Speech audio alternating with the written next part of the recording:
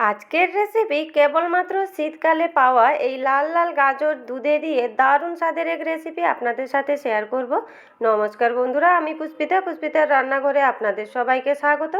গাজরের এই রেসিপির জন্য প্রথমে এখানে হাফ বাটি আমি গোবিন্দভোগ চাল নিয়েছি আর তাতে নিয়েছি 8-10টা কাজু। চাল আর কাজুটাকে আমি 1 থেকে 2 ঘন্টার আগে ভিজিয়ে রেখেছিলাম। চাল আর কাজুটা যখন ভিজে যাবে এইভাবে দরদরা করে বেটে নিতে হবে। চালের সাথে কাজু এইভাবে বেটে নিলে খেতে ভীষণই স্বাদের হয়।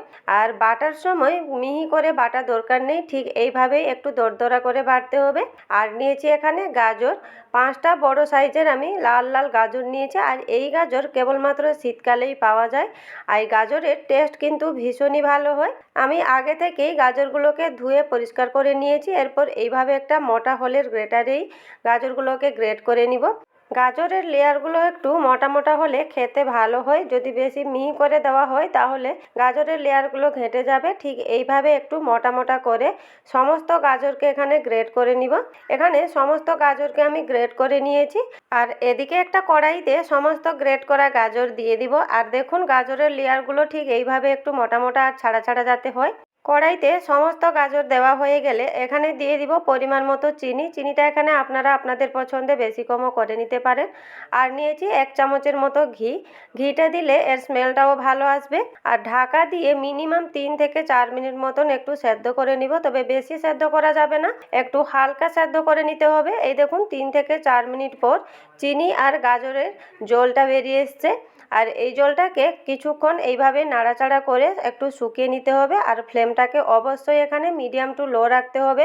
কিছুক্ষণ এইভাবে নাড়াচাড়া করার পর দেখুন গাজর আর চিনির জলটা অনেকটাই শুকিয়ে এসছে। যখন এইভাবে শুকিয়ে আসবে তাতে দিয়ে দিব দুধ। এখানে আমি হাফ লিটার দুধ নিয়েছি। দুধটা দেওয়া হয়ে গেলে এখানে গাজরের সাথে দুধটাকে খুব ভালোভাবে মিশিয়ে নিব।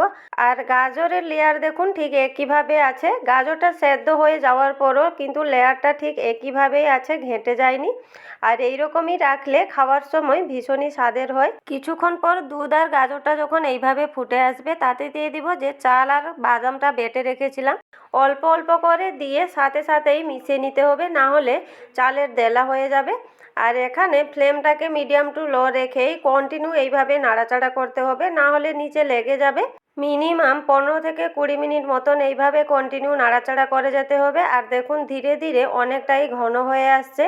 এইভাবে যখন ফুটে ঘন হয়ে আসবে আর একটু টেস্ট বাড়ানোর জন্য এখানে আমি নিয়েছি হাফ কাপের মতো কনডেন্স মিল্ক। কনডেন্স মিল্ক বদলে আপনারা খোয়া কিংবা মিল্ক পাউডারও ব্যবহার করতে পারেন, তবে কনডেন্স মিল্ক দিলে এর টেস্টটা খুব ভালো আসে।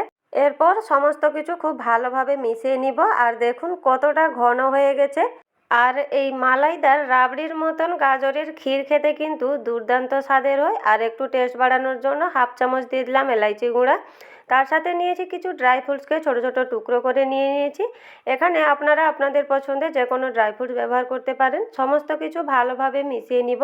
বন্ধুরা, আমরা অনেক ধরনের গাজরের হালুয়া বানিয়ে খেয়েছি, তবে শীতকালে পাওয়া এই লাল লাল গাজর দিয়ে এইভাবে একবার ক্ষীর বানিয়ে দেখবেন, খেতে ভীষণই মজার হয় আর বাড়ির সকলেরই খুব পছন্দের হবে।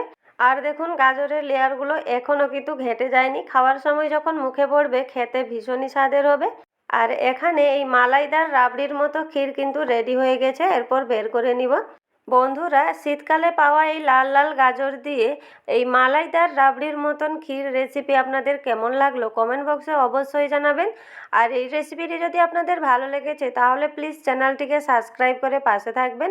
আর আমার চ্যানেলে নতুন নতুন ভিডিও নোটিফিকেশান পাওয়ার জন্য পাশে থাকা বেল আইকনটি অবশ্যই প্রেস করে দিবেন। আর দেখুন বন্ধুরা, গাজরের এই ক্ষীর দেখতে কতটা সুন্দর লাগছে আর কতটা লোভনীয় হয়েছে। নমস্কার বন্ধুরা, আজকের মতো এই পর্যন্তই। আবার দেখা হবে নতুন কোনো রেসিপিতে। ভালো থাকবেন, সুস্থ থাকবেন।